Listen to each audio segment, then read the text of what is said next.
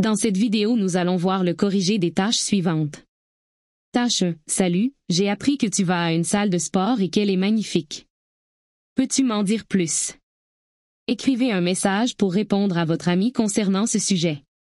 Tâche 2. Vous avez lu sur un forum un débat concernant les formations en ligne. Écrivez un message en décrivant votre expérience, cours de langue, formation professionnelle, etc. Donnez votre avis sur ce que vous avez aimé et ce que vous n'en avez pas. Tâche 3. Sur un site Internet dédié aux parents, vous avez lu les deux opinions suivantes au sujet de la lecture pour les enfants. Vous écrivez un court article que vous voulez faire paraître dans le journal Libération. On se retrouve juste après cette annonce. Bonjour à tous. Nous sommes ravis de vous annoncer le lancement des souscriptions pour notre chaîne YouTube en réponse à vos nombreuses demandes. C'est avec enthousiasme que nous vous offrons la possibilité de souscrire et de bénéficier d'un accès exclusif à nos séries de compréhension orale et écrite activées. De plus, vous aurez un accès régulier aux corrigés de niveau C1 et C2 des sujets récents et actuels des épreuves d'expression écrite et orale provenant de centres d'examen du monde entier. Nous avons également élaboré une formation complète pour vous accompagner au mieux dans votre préparation. Vous aurez même la possibilité de soumettre vos propres sujets et de recevoir les corrections dans les meilleurs délais. Ce n'est pas tout. De nombreux autres avantages vous attendent, notamment la possibilité de faire corriger vos rédactions par nos experts. Nous tenons toutefois à rassurer nos abonnés qui ne souhaitent pas souscrire, rien ne changera pour vous. Vous continuerez à avoir un accès gratuit à l'ensemble de nos contenus, comme auparavant. Les souscriptions ont pour seul but d'offrir des avantages supplémentaires à ceux qui souhaitent en bénéficier. Nous espérons que vous serez aussi enthousiastes que nous à l'idée de ces souscriptions, et nous vous remercions sincèrement pour votre soutien continu et votre confiance. Pour plus de détails, rendez-vous dans la barre de description et cliquez sur le premier lien. Nous vous remercions de votre confiance et nous sommes impatients de vous accompagner dans votre préparation au TCF Canada. Bonjour à toutes et à tous.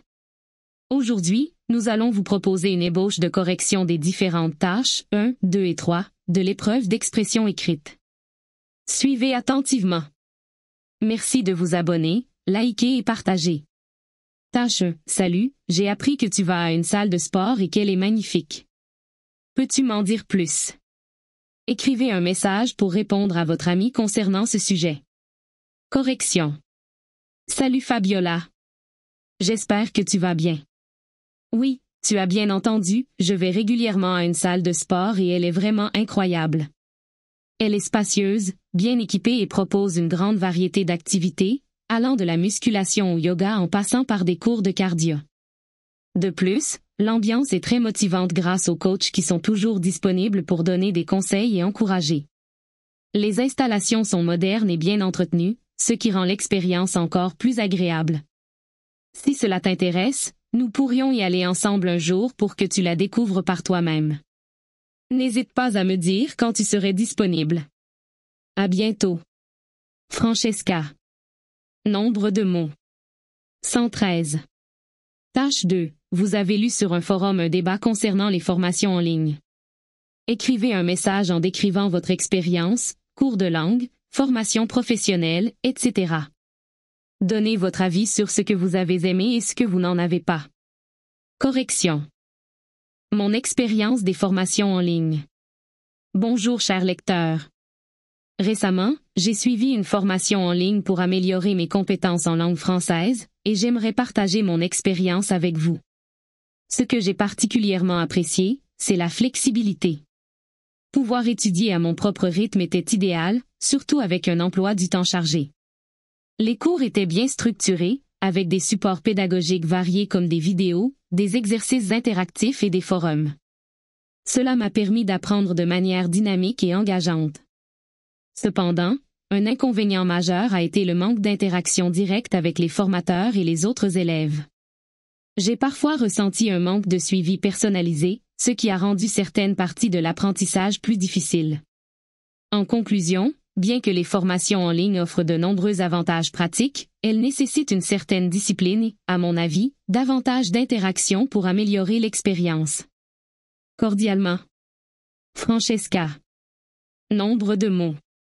145. Tâche 3. Sur un site Internet dédié aux parents, vous avez lu les deux opinions suivantes au sujet de la lecture pour les enfants. Vous écrivez un court article que vous voulez faire paraître dans le journal Libération. Document 1. Avec l'avancée technologique et les produits high-tech qui envahissent de plus en plus notre quotidien, nos enfants oublient la lecture et s'intéressent davantage aux jeux vidéo, au sport, à la musique.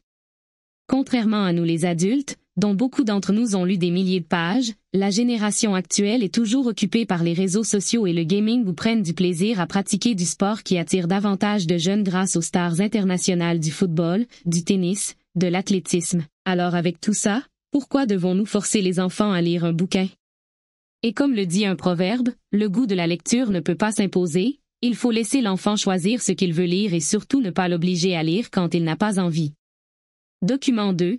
L'amour de la lecture se transmet de génération en génération bien que, ces dernières années, on ne trouve plus beaucoup de bouquins entre les mains des enfants, laissant la place aux smartphones et aux tablettes. En apprenant à lire régulièrement, l'enfant acquiert le langage plus aisément tout en développant sa capacité d'audition et de concentration. De plus, et pour prendre du plaisir ensemble, les parents peuvent consacrer quotidiennement 10 minutes à leurs enfants pour lire des bouquins, une activité qui renforcera à coup sûr la complicité parents-enfants. Correction. La lecture pour les enfants. De nos jours, les enfants privilégient les technologies modernes, comme les jeux vidéo et les réseaux sociaux, au détriment de la lecture. Le premier document remet en question l'intérêt de forcer les enfants à lire, suggérant que le goût de la lecture ne peut être imposé et que les enfants doivent choisir ce qu'ils veulent lire. En revanche, le deuxième document met en avant les bienfaits de la lecture pour le développement du langage, de la concentration et la complicité parent-enfant. À ce sujet, je pense qu'il est essentiel de promouvoir la lecture. Tout d'abord, elle nourrit l'imagination, stimule la créativité et aide à mieux comprendre le monde. Ensuite, elle renforce aussi des compétences cognitives comme la mémoire et la concentration, essentielles pour la réussite scolaire. Pour conclure, il est important de ne pas imposer la lecture de manière rigide, car cela pourrait créer une aversion chez l'enfant. La lecture doit être encouragée comme une activité agréable et non une obligation, pour que l'enfant l'adopte naturellement et durablement. Nombre de mots. 173. Nous sommes arrivés au terme de cette vidéo. Surtout, n'oubliez pas de vous abonner, liker et partager pour nous encourager. À très bientôt dans les prochaines vidéos. Bonne chance!